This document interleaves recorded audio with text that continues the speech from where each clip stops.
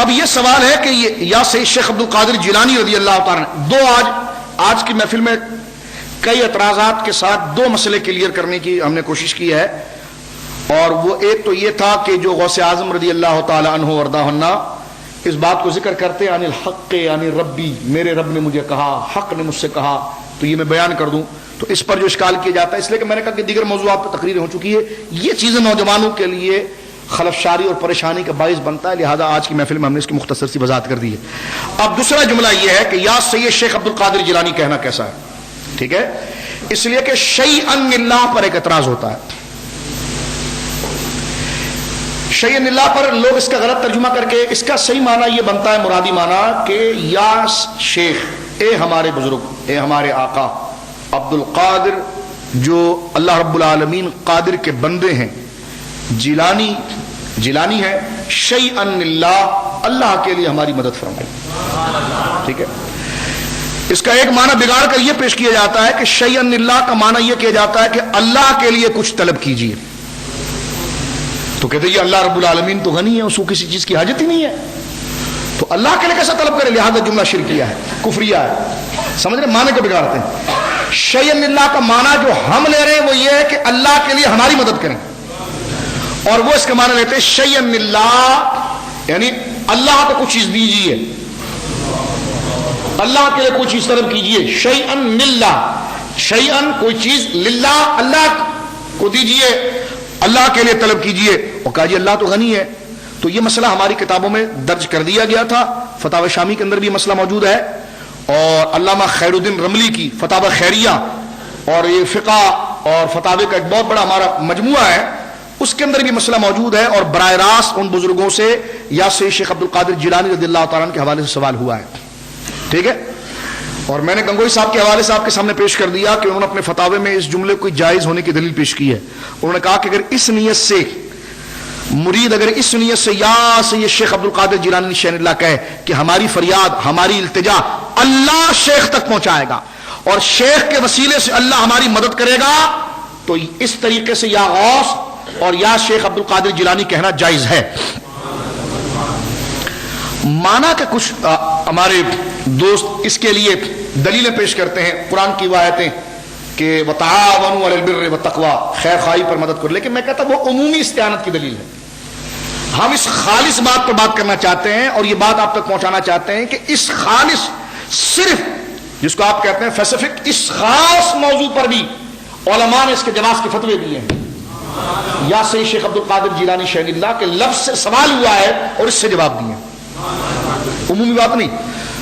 تو جس طرح کہ شیمت گنگوئی نے اسی جملے پر کہ اگر کوئی مرید یا سید شیخ عبد القادر جیلانی شیخ اللہ کہے تو یہ کیسا ہے، تو اسی لفظ یا سید شیخ قادر جیلانی کو بطور وظیفے کے استعمال کرنے پر انہوں نے کہا کہ اگر اس نیت سے اپنے دکھ اور تکلیف کو بیان کرتا ہے کہ اللہ میری تکلیف خود شیخ تک پہنچائے گا، کیونکہ اللہ ہر چیز کا علم عطا فرماتا ہے، اور پھر اللہ خود اس مشکل کو حل کرے گا شیخ کے وسیلے سے، تو کہا یہ کہنا جائز ہے۔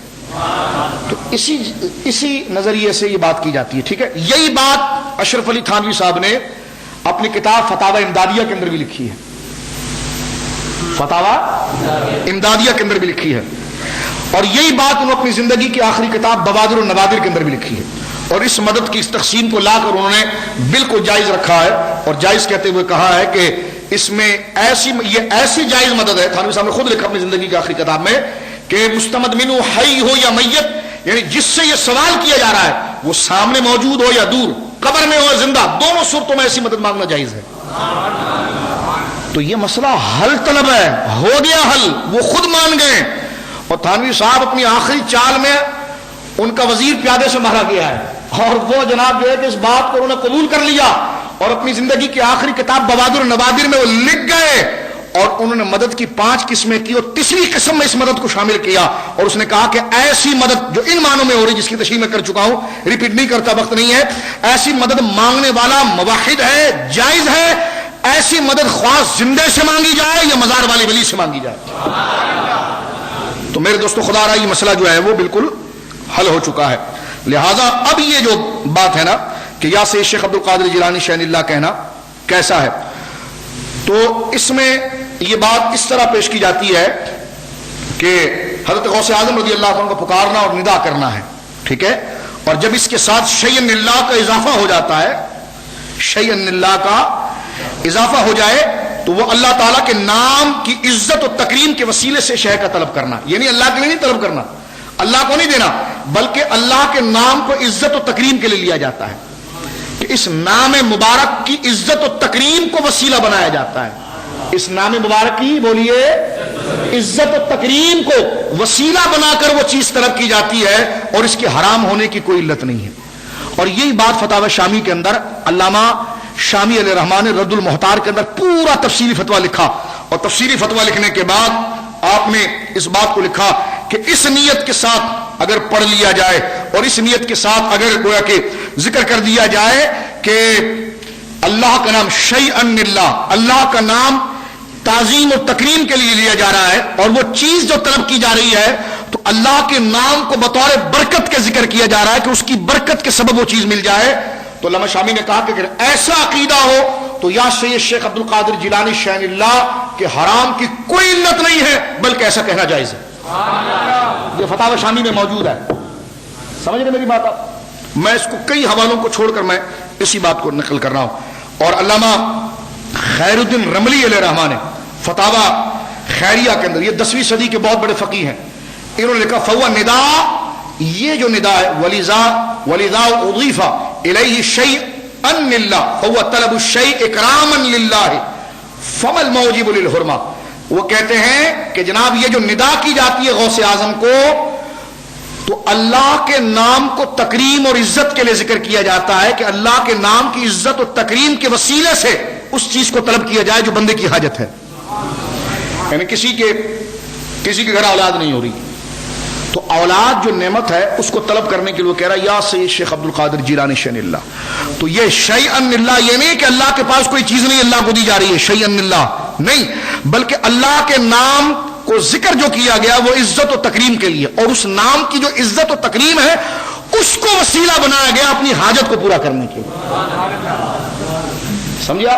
تو اس کے بارے میں ہمارے فقہا نے پہلے فتوے سارے دے دیے ہیں اور یہ مسئلہ گویا کہ بالکل جائز ہے۔ اور اس پر بڑی پیاری بات علامہ شامی علیہ الرحمٰن نے اور دیگر بزرگوں نے لکھی ہے، فرمایا کہ نہیں جناب یہ للہ کیوں کہا، للہ سے مراد یہ کہ اللہ کو حاجت ہے، تو فرمایا کہ تو قرآن نے بھی تو اس بات کو ذکر کیا فَإِنَّ لِلَّهِ خَمْسَةً کہ اللہ رب العالمین نے جب صدقات اور غنائم کا ذکر فرمایا تو اس میں فرمایا کہ اللہ کے لیے پانچواں ہے، اللہ کے لیے، تو للہ خمسہ فرمایا اللہ کے لیے پانچواں ہے، تو جس طرح للہ خمسہ ہے اس طرح شیئن للہ ہے،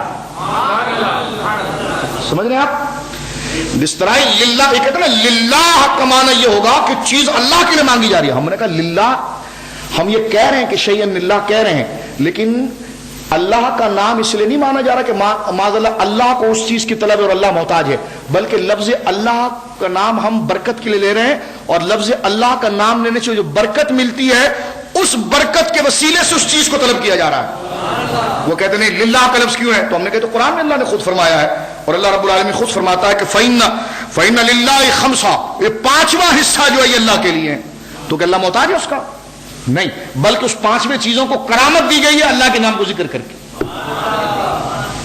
ٹھیک ہے، پانچویں چیز کو کیا کی گئی ہے، کرامت اور عزت دی گئی ہے اللہ کے نام کو ذکر کر کے، جو جس طرح للہ خمس قرآن کہتا ہے للہ خمسہ، اور صدقات و مال غنیمت اور دیگر چیزوں کے بارے میں جو قرآن نے ذکر کیا ہے تو جس طرح وہاں پر للہ کے ساتھ خمسہ ذکر کیا گیا اسی طرح یہاں للہ کے ساتھ شے ذکر کیا گیا، تو جس طرح وہاں پر للہ کے ساتھ خمس کو عزت دینا ہے اور اس خمس کو حاصل کرنا ہے اللہ کے حکم کے تابع ہو کر، اسی طرح شے کو حاصل کرنا ہے اللہ کی عزت و تکریم کے حق کو وسیلہ بنا کر اور اللہ رب العالمین جل مجدہ کی عطا سے۔ یہاں پر شے کو ہم للہ کے ساتھ لگاتے ہیں اور قرآن نے وہاں پر خمسہ کو للہ کے ساتھ لگایا، سمجھ گئے؟ تو یہ ایسا کوئی مسئلہ نہیں ہے کہ جس میں شک بیان کیا جائے، یہ ایک ایک لفظ کو جناب پکڑ کر چھیڑا جائے۔ لہذا اب آئیے یہ دوسرا مسئلہ بھی مختصر طور پر میں نے کلیئر کیا آپ کے سامنے، لہذا مل کر پڑھی یا سید شیخ عبد القادر جیلانی شیئن اللہ، بلکہ بڑے محبت پڑھے شیئن اللہ یا عبد القادر. آپ کو شک تو نہیں ہے؟ اس لیے میں نعت خوانوں کو بھی کہتا ہوں منقبت پڑھنے سے پہلے عقیدہ بتا دو، پھر تاکہ زور سے آواز آئے، تاکہ سنڈیوں پر اسپرے ہو جائے نا، شک دور ہو جائے. اب منقبت پڑھنے کا مزہ آ رہا ہے کہ شیئن اللہ یا عبد القادر ساکن البغداد یا شیخ الجیلانی. اب آئیے آخر میں سیدنا غوث اعظم رضی اللہ تعالیٰ عنہ کے میں چند اقوال آپ کے سامنے پیش کرتا ہوں جو سرکار غوث اعظم رضی اللہ تعالیٰ نے پیش کیے. چند منٹوں میں اس کو سماعت فرمائیے غوث اعظم کیا ارشاد فرماتے ہیں. اخبار الاخیار شریف کے اندر شیخ محقق نے یہ الفاظ نقل کیے، ورنہ فتح الغیب شریف کے اندر بھی ایک نہیں درجنوں خطبے سرکار غوث اعظم رضی اللہ تعالی عنہ و ارضاہ عنہ کی زبان پاک سے جاری ہوئے. ایک تو وہ خطبہ ہے جس کو میں اکثر پڑھتا ہوں، 40واں خطبہ. فرمایا جب تم اپنے دل سے حسد کو نکال لو گے، اپنے مریدوں کو وصیت کرتے. ذرا توجہ سنیے، بڑی قیمتی حوالہ ہے یہ، اور فتح الغیب یہ ابن تیمیہ کے فتاوی میں موجود ہے. اس کتاب کو اس نے خود مستند قبول کیا ہے، بلکہ فتح الغیب کی شرح بھی ابن تیمیہ نے لکھی ہے. ہندوستان سے وہ کتاب ہم تک پہنچی تھی استاد العلماء شیخ المشائخ حضرت علامہ عبدالحکیم شب قادری صاحب رحمۃ اللہ علیہ نے اس کو باقاعدہ اپنے مکتبے سے شرح فتح الغیب کے نام سے ابن تیمیہ نے شرح بھی کی فتح الغیب کی، اس کو انہوں نے شائع بھی کروایا اور اس کی سند بھی موجود ہے. وہ مارکیٹ کے اندر موجود ہے، ادارہ تحقیقات امام محمد رضا سے بھی آپ کو مل جائے گی. ہمارے پاس بھی موجود ہے شرح فتح الغیب جس کی شرح خود ابن تیمیہ نے کی ہے. تو یہ کتاب انتہائی حجت ہے. اس کا اکثر میں ایک 40واں خطبہ آپ کے سامنے پڑھتا ہوں، اور اس 40ویں خطبے کے اندر یہ جملہ ہے کہ غوث اعظم فرماتے ہیں کہ لا تطمع ان تدخل فی زمرۃ الروحانیین حتی تعادی وتبادی عن جملتک. فرمایا کہ یہ سوچنا بھی مت کہ تجھے اللہ ولی بنا دے گا جب تک تو چند چیزوں سے اپنے آپ کو دور نہیں کرے گا. اپنے مریدوں کو کہتے ہیں سوچنا بھی مت کہ لا تطمع، امید بھی نہ رکھنا کوئی. ہاں لا تطمع ان تدخل فی زمرۃ الروحانیین، خدا تجھے ولیوں کی جماعت میں لے گا. سوچنا بھی مت حتی تعادی وتباعد عن جملتک، جب تک ان عادتوں کو نہیں چھوڑے گا اور جب تک اپنی جان ان سے نہیں چھوڑے گا. کس سے؟ حسد سے، بغض سے، ریا سے، لالچ سے، دنیاوی معاملہ سے، یعنی برے اخلاق باطنہ رذیلہ خبیثہ سے اپنی جان نہیں چھڑائے گا. فرمایا جب چھڑا لے تو فرمایا پھر خدا تجھے لا کر ولایت کے زینے پر کھڑا کرے گا. یہ غوث پاک منبر پر کہتے ہیں. ان سے بڑا توحید کا ماننے والا کون ہوگا؟ ان کے دم قدم سے خدا کے ذکر کو، خدا نے اپنے ذکر کو ان کے دم قدم سے اشاعت عطا فرمائی ہے، ان کو واسطہ بنایا ہے. اب آپ دیکھیے غوث اعظم کہتے ہیں کہ جب تو اپنے دل سے یہ اخلاق خبیثہ کو ختم کر دے گا، مسلمانوں کے لیے بغض، حسد، ریا، تکبر، اس کو ختم کر دے گا، اور ایک جلن ہوتی ہے نا کہ یہ ایسا کیوں کر رہا ہے، تو جس کو جو اللہ نعمت دے اس کو قبول کرو. تو کیونکہ وہ چیزیں اس نے گھر سے نہیں لائی، اللہ نے عطا کی، اور تجھے اللہ نے عطا کی. تو اس تقسیم پر اللہ کو عادل جانو، ظالم نہیں. اور کسی کو اللہ نے اگر مرتبہ اور مقام دیا ہے تو اس سے چڑھو نہیں، کیونکہ یہ چیزیں نمازوں کو بھی لٹکا کے رکھ دیتی ہے. تو غوث اعظم کہتے ہیں کہ جب یہ گندی عادتیں تم اپنے اندر سے نکال دو گے تو پھر خدا تمہیں ولی بنائے گا. یہ کہتے ہیں اللہ کے ولی. میں نے کہا تم تو ہو بدعقیدہ، یہ تو اخلاق رذیلہ کی بات ہو رہی، وہ تو عقائد خبیثہ ہیں. پہلے تو اس سے توبہ کرنی ہے، اس سے توبہ کر کے تو بندہ مومن ہوگا، پھر متقی ہونے کے لیے افعال خبیثہ کو چھوڑنا ہے. اور غوث اعظم کہتے ہیں جب یہ گندی حرکتیں، حسد تیرے دل سے نکل گیا، بغض نکل گیا، ریا نکل گئی، ہوس نکل گئی، لالچ نکل گئی، شہوات رذیلہ نکل گئی، تو فرمایا اب اللہ رب العالمین تجھے ولایت کے منصب پر لائے گا. ابھی تو سیڑھی چڑھنے سے پہلے زینے پر ہوگا. غوث اعظم تو اس کی انتہا پر ہیں، اور انتہا پر ایسے ہیں کہ سب دیکھ رہے ہیں، اس لیے بتا بھی نہیں یہاں سے آنا، یہاں سے نہیں آنا، یہ کرنا، یہ نہیں کرنا. اب جو مشورہ بھی دے رہے ہیں اور اپنے مریدوں کو بتا رہے ہیں، فرمایا جب تو آئے گا تو پہلے زینے پر جب تو چڑھ جائے گا تو تجھے کیسے پتا چلے گا کہ تو ولی ہو گیا. فرمایا بس زبان تو نے بند رکھنی، کیونکہ جس کو سمندر پنانا ہونا تو اس کو قطرہ قطرہ دے کر آزمایا جاتا ہے. اگر وہ ایک قطرہ میں پھٹ پڑے اور ڈھول ہو جائے تو اس کو دروازے سے باہر کر دیا جاتا ہے. تو کہ اس لیے آپ تجھے صرف ایک قطرہ دیا جا رہا. قطرہ کیا ہے ذرا دیکھیں آپ. فرمایا وہ قطرہ یہ ہے تجھ پر کہ اللہ رب العالمین تجھے وہ تؤمنو علی الاسرار وہ علوم اللدنیت، اللہ تجھے غیب کے خزانے کا چوکیدار بنائے گا، امین بنائے گا، یعنی غیب سارا تیرے سینے میں اتارے گا. وہ تؤمنو علی الاسرار، اور وہ اسرار جو غیب ہوں گے اس پر تجھے چوکیدار امین بنائے گا. اور اللہ خود بتائے گا اس کو بتاؤ تو اس کو بتانا، اور جس کو نہیں بولو تو بتانا نہیں، کیونکہ مال تیرا نہیں رب کا ہے. فرمایا وہ تؤمنو علی الاسرار وہ علوم اللدنیت، اور علوم لدنی علم غیبی ہوتا ہے، جس حضرت خضر کے لیے وعلمناہ من لدنا علما، سورہ کہف کے اندر موجود ہے، ٹھیک ہے، وَعَلَّمْنَاهُ مِن لَّدُنَّا عِلْمًا، تو علم لدنی کی تفسیر سارے علماء نے علم غیب سے کی ہے.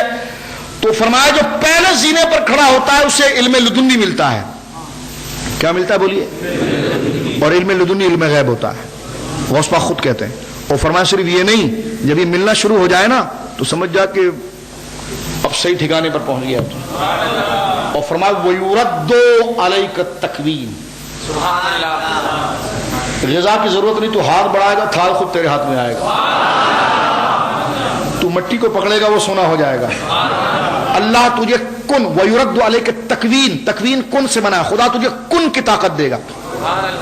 کس کی طاقت دے گا؟ تو جس چیز کو کہے گا ہو جائے گا. تو یہ غوث اعظم فتول غیب کے 40ویں خطبے میں فرما رہے ہیں، سمجھ رہے ہیں؟ اور 1000 سال سے علماء اس کو بلا کسی نکیر کے نقل کر رہے ہیں. اس میں موجود ہے کہ غوث پاک اپنے درس میں بیٹھنے والے اپنے مریدوں کے لیے علم غیب کے قائل ہیں. غوث پاک اپنے درس میں بیٹھنے والے مریدوں کے علم غیب کے قائل ہیں، اور یہ میں اور علم غیب کے نہیں بلکہ مختار کل کے بھی قائل ہیں. اب حضور کو اگر ہم کہیں کہ ہم حضور کو مالک و مختار کہتے ہیں، یہ کیسے جائز ہے؟ تو میں نے کہا غوث پاک تو اپنے مریدوں کے لیے مانتے ہیں، تو لہذا غوث پاک نے کبھی حضور کے علم کا انکار نہیں کیا، اس لیے کہ جب حضور کی برکت سے، حضور کے کلمے کی برکت سے آپ کو ملا اور آپ کے صدقے سے آپ کے مریدین کو مل رہا ہے، تو پھر حضور تو سراپا علم ہے نا، حضور تو اصل علم ہے. تو سنیو، تمہارا عقیدہ اتنا ٹن ٹناٹن اور ٹھوس ہے جس میں بناسپتی پنا کہیں نہیں ہے، سمجھ رہے آپ؟ اب آپ ایک خطبہ اور سنیں فتح الغیب کا، یہ خطبہ نمبر 46 میں جلدی سے پڑھتا ہوں. غوث اعظم فرماتے ہیں اللہ تعالیٰ نے ارشاد فرمایا ان ولی اللہ الذی نزل الکتاب وهو یتولی الصالحین، بے شک میرا مددگار اللہ ہے جس نے کتاب نازل فرمائی اور نیک کاروں کو دوست رکھتا ہے. سورۃ الاعراف. اس وقت غوث پاک فرماتے ہیں، اس وقت رسول کریم صلی اللہ علیہ وسلم فرماتے ہیں، غور سے سنیے، یہ حدیث قدسی برحق ہوتی ہے کہ من شغلہ ذکری ان مسئلتی اعطیتہ افضل ما اعطى السائلین، جو شخص میرے ذکر میں مشغول ہونے کے سبب مجھ سے سوال نہیں کرتا تو میں اسے بن مانگے اس سے زیادہ افضل عطا فرما دیتا. فرمایا یہی حالت، اب سنیے ذرا، فرمایا یہی حالت، غوث اعظم اپنے خطبے میں کہتے ہیں یہی حالت فنا ہے. یعنی جب یہ کیفیت پیدا ہوتی ہے نا تو فنا اور بقا کیا ہوتی ہے؟ فرما فنا یہ عادت ہے کہ بندے کو ذکر میں صرف خدا یاد رہے، اپنی کوئی حاجت نہ رہے، تو اس کو کہتے ہیں فنا، اس کو کہتے ہیں فنا. غوث اعظم کہتے ہیں یہی حالت فنا کی جو اولیاء کرام اور ابدالوں کا آخری مقام ہے، اور اسی مقام پر بندے کو عالم تکوین کا مالک بنا دیا جاتا ہے اور اس کی ہر حاجت اور ضرورت کو پورا کیا جاتا ہے. جیسا کہ بعض آسمانی کتابوں میں اللہ تعالیٰ کا یہ ارشاد موجود ہے، یا ابن آدم انا اللہ لا الہ الا انا اقول لشیء کن فیکون اطعنی اجعلک تقول لشیء کن فیکون. اے ابن آدم میں اللہ ہوں، میرے سوا کوئی معبود نہیں، جب کسی چیز کے لیے کہتا ہوں کہ ہو جا تو وہ ہو جاتی ہے، تو میری اطاعت کر، میں تجھے ایسا بنا دوں گا کہ جب تو کسی چیز کے لیے کہے گا ہو تو وہ ہو جائے گی. نعرہ غوثیہ، نعرہ غوثیہ، اہل سنت زندہ باد، اہل سنت مسلک اعلی حضرت، یہ ہے صداقت. دیکھیے یہ غوث اعظم رضی اللہ تعالیٰ عنہ کی شان و جلالت ہے کہ فرمایا رب خود کہتا ہے کہ جب تیرا عقیدہ مجھ پر پختہ ہو جاتا ہے کہ میں جو کہوں ہو جائے تو کر، فرمایا کہ پھر میں تجھے اپنی محبت کی تصویر بنا دیتا ہوں، مظہر بنا دیتا ہوں، پھر تو جو کہتا ہے وہ بھی پورا ہوتا ہے. تو اب بتائیے تو سرکار کا مقام کیا ہوگا؟ یہ تو ابدالوں کی انتہا ہے. یہ تو پھر صدیق اکبر کا مقام کیا ہوگا؟ مولا علی کا مقام کیا ہوگا؟ انبیاء کا مقام کیا ہوگا؟ اور میرے آقا کا مرتبہ کیا ہوگا؟ کتنی گندی روح ہے اور کتنی گندی اور فرسودہ بدبودار عقیدہ ہے کہ حضور کے لیے اس مسئلے پر مناظرہ کرتے ہیں. آپ دیکھ رہے ہیں، تو جس نے خود کو نہیں سمجھا وہ اولیاء کو کیا سمجھے گا، اور جو اولیاء کو نہیں سمجھا وہ نبی پاک کو کیا سمجھے گا. یہی بات امام غزالی کی بھی میرے دماغ میں آ رہی ہے. احیاء العلوم میں لکھا 55 سال عمر تھی، 40 سال مناظروں میں دمال کر دیا آپ نے. فرمایا کہ جب میں تصوف کی طرف آیا مقام ولایت کو دیکھا تو مقام نبوت کو سمجھا. فرمایا جو روشنی لے رہا ہے اس میں اتنا کمال ہے تو اصل نور میں کیا ہوگا، یہ لکھا ہے آپ نے. یہ الاقتضاء میں بھی لکھا ہے، احیاء العلوم میں بھی لکھا ہے. تو آپ اندازہ لگائیے یہ سرکار غوث اعظم کا عقیدہ یہ حضرت امام غزالی نے بھی لکھا. اور کب لکھا امام غزالی نے؟ دیکھیں 1000 سال ہو گئے ان کو. اور فرمایا کہ جب میں تصوف کو پڑھنے لگا، جو پردے میرے آگے سے ہٹے، تب میں نے سمجھا او نبی یہ ہوتا ہے. اس لیے کہ جس کے ذروں کے کروڑوں ہاں حصے، اربوں ہاں حصے، خربوں ہاں حصے، خربہ خرب حصے کے اندر اتنی طاقت ہے، تو اس اصل ذات کا مقام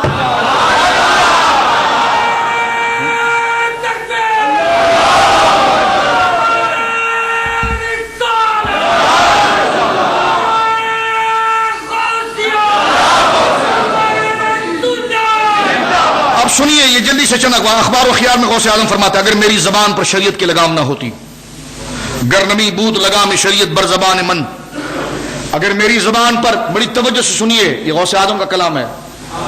ہمارے والد کہا کرتے تھے علیہ رحمہ کہ غوث پاک کا نام جو بغیر وضو کے لیتا ہے اس کا ایمان ختم ہو جاتا ہے.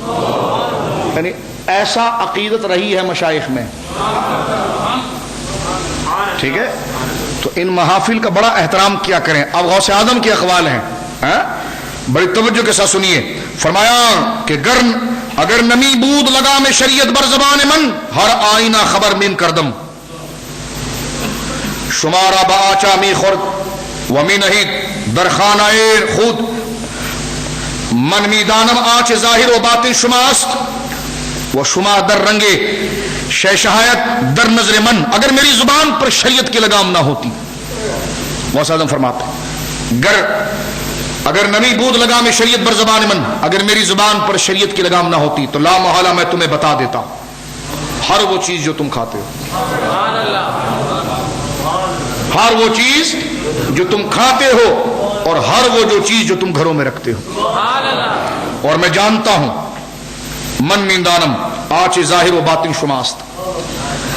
فرمایا اور میں جانتا ہوں کہ تمہارا ظاہر اور باطن، اور تمہارے باطن کو بھی جانتا ہوں، تمہارے ظاہر کو بھی جانتا ہوں، اور تم میری نظروں میں کیسے ہو. فرمایا جیسا کانچ کا برتن ہوتا ہے جس کا باہر سے بھی نظر آتا ہے اندر بھی واضح ہوتا ہے، تو میرے آقا کا علم کیسا ہوگا، جن سے نور لینے والی شان میں یہ بات ہے. جو چمکنے والے غوث اعظم جو صورت چاند میں چمکے تو چاند کے نور میں اتنا رونق ہے، تو اصل وہ شمس کی کیا شان ہوگی. اب آپ دیکھیے ایک اور اشارہ فرماتے ہیں. ایک تو یہ خود فرمانا نظر تو الی بلاد اللہ جمعن، میں اللہ کے تمام بلاد اور آبادیوں کو یوں دیکھتا ہوں کہ خردلۃ علی حکم اتصالی، رائی کے دانے کے مانند جس طرح میری ہتھیلی پر رکھی ہوئی ہے. فرما من دستگیری میں کنم،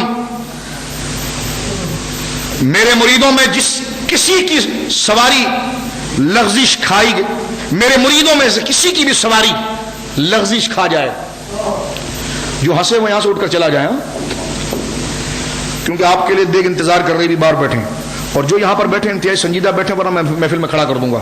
درود پاک پڑھیے.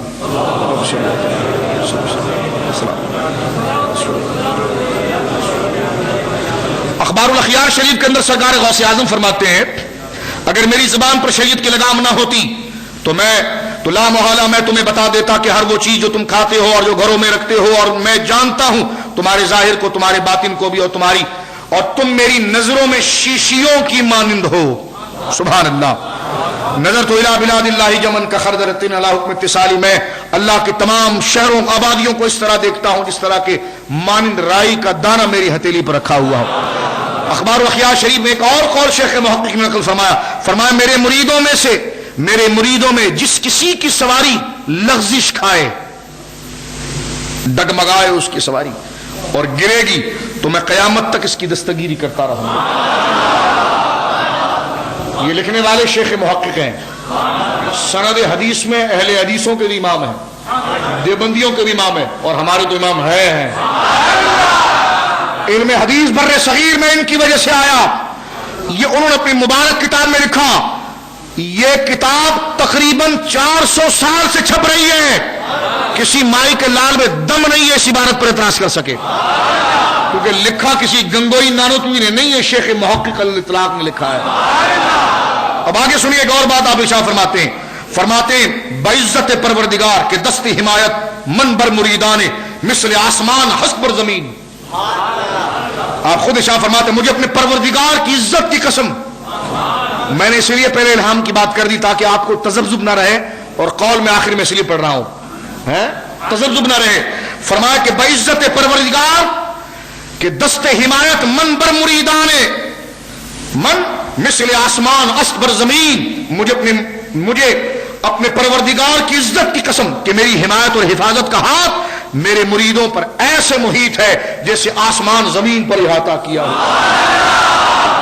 شیئن اللہ یا عبد القادر ساکن البغداد یا شیخ الجیلانی یا شیخ الجیلانی یا شیخ الجیلانی.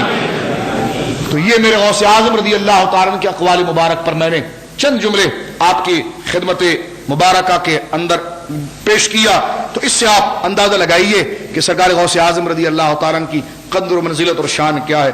بیٹھنے کو تو رات دن ہے. اللہ رب العالمین سرکار غوث پاک کے صدقے ہمارے کراچی کے حال پر بھی رحم فرمائے, لیکن سب سے پہلے جو ہمارے اندر کا حال خراب ہے اس پر رحم کرے. اندر کا حال اچھا ہے تو کانٹے بھی بستر لگ جاتے ہیں, اور اندر کا حال اگر خراب ہو تو بستر بھی کانٹا بن جاتا ہے. اور اندر کا حال اچھا ہوگا ان کی محبت سے. کن کی محبت سے بولیے؟ ان کی محبت سے. تو لہذا جو اتنے بڑھ بڑھ کر کرامتیں بزرگوں نے ذکر کی اور میرے امام نے جو بڑھ بڑھ کر باتیں کی, کیا بات کیا, یہ اس پہ گفتگو ختم کر. اتنی خوبصورت منقبت میں نہیں دیکھ سکا. سارے بزرگوں کو سلام ہے جنہوں نے منقبتیں لکھی ہیں, لیکن ہم تو سگے غوث و رضا ہیں نا. کیا لکھا میرے امام نے؟ واہ کیا مرتبہ اے غوث.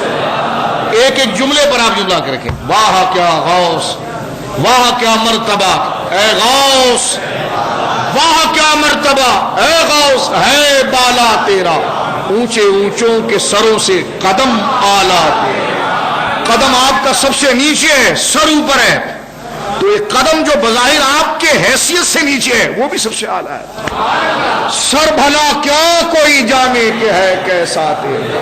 اولیاء عام لوگ نہیں, اولیاء عام لوگ نہیں جن کی شانیں تم سن چکے ہو. اولیاء عام نہیں, عام تو پیچھے کھڑے ہیں, جن کو مرتبے مل گئے وہ اولیاء. اولیاء ملتے ہیں آنکھیں, وہ ہے تلوار. اور میرے شیخ نے بھی کمال کیا, فرمایا کہ پیروں کے آپ پیر ہیں یا غوث المدد, اہل صفا کے میر ہیں یا غوث المدد, صدقہ رسول پاک کا. ابھی آپ نے پڑھ لیا اخبار الاخیار سے, غوث اعظم فرماتے ہیں میں اپنے مرید کے سر پر یوں ہوں جس طرح آسمان زمین کے اوپر ہوتا. آپ ذرا دل سے پڑھیے, دل سے. میں نے شک دور کر دی ہے آپ کے, میرا بھی شک دور ہو گیا بزرگوں کی عبارتوں سے, آپ کا بھی دور ہو گیا. اب کوئی شک نہیں ہونا چاہیے.